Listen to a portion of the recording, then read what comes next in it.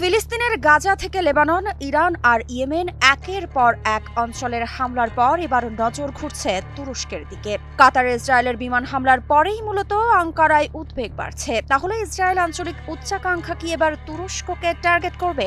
এই প্রশ্নের উত্তর খুঁজতে বসেছে আঞ্চলিক বিশ্লেষকরা, আর আঙ্কারাও সতর্ক। চলুন জানার চেষ্টা করি কিভাবে গ্রেটার ইসরায়েল ধারণা, আঞ্চলিক আধিপত্যের চেষ্টা এবং তুরস্কের কৌশল এই অঞ্চলের সীমানাকে নতুনভাবে সংজ্ঞায়িত করতে পারে।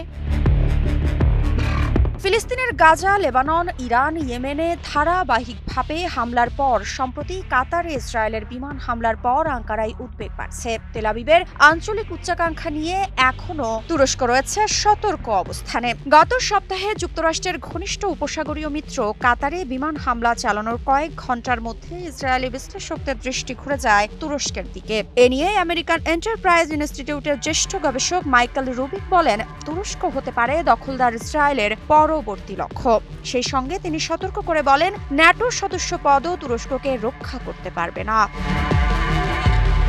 এদিকে ইসরায়েলি একাডেমিক ও রাজনৈতিক বিশ্লেষক মেইরি মাসরি সামাজিক যোগাযোগ মাধ্যমে লেখেন, আজ কাতার, কাল তুরস্ক। এর জবাবে তুর্কি প্রেসিডেন্ট রিসেপ তাইয়েপ এরদোয়ানের একজন উপদেষ্টা তীব্র প্রতিক্রিয়া জানিয়ে বলেন, ইসরায়েল যদি তুরস্কের ওপর হামলার চিন্তা করে তাহলে দেশটির জন্য ভয়াবহ শাস্তি অপেক্ষা করছে।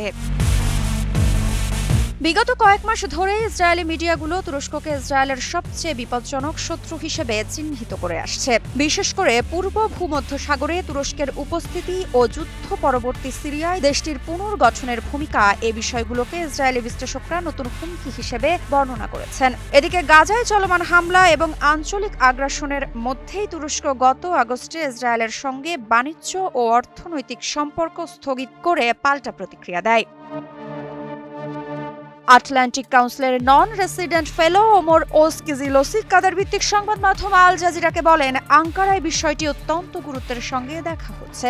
ইসরায়েল আঞ্চলিক আধিপত্য বিস্তারে বদ্ধপরিকর। তিনি আরও বলেন, তুরস্ক বিশ্বাস করে ইসরায়েল সীমা ছাড়িয়ে যাচ্ছে এবং এর পেছনে যুক্তরাষ্ট্রের সরাসরি সমর্থন রয়েছে। কাতারে হামলার পর তুরস্কের মধ্যে আরেকটি শঙ্কা জন্মেছে, তা হল ন্যাটো জোটের প্রতিশ্রুতি কতটা কার্যকর। কারণ কাতার মেজর নন ন্যাটো আলাই হলেও ইসরায়েলের বিরুদ্ধে যুক্তরাষ্ট্রের কোনো দৃশ্যমান প্রতিক্রিয়া দেখা যায়নি।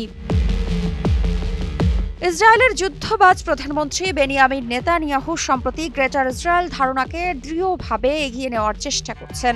আগস্টে এক সাক্ষাৎকারে তিনি স্পষ্টভাবে জানিয়েছিলেন, অবশ্যই আমি এই ধারণায় বিশ্বাস করি। এই মন্তব্য আঙ্কারায় কেবল প্রতীকী হিসেবে বিবেচিত হয়নি, বরং এটিকে তুরস্কের আঞ্চলিক কৌশলের সঙ্গে সরাসরি সাংঘর্ষিক হিসেবে দেখা হচ্ছে। তুরস্কের পররাষ্ট্রমন্ত্রী হাকান ফিদান আল জাজিরাকে বলেন, গ্রেটার ইসরায়েলের লক্ষ্য হল এই অঞ্চলের দেশগুলোকে দুর্বল, অকার্যকর এবং বিভক্ত করে রাখা।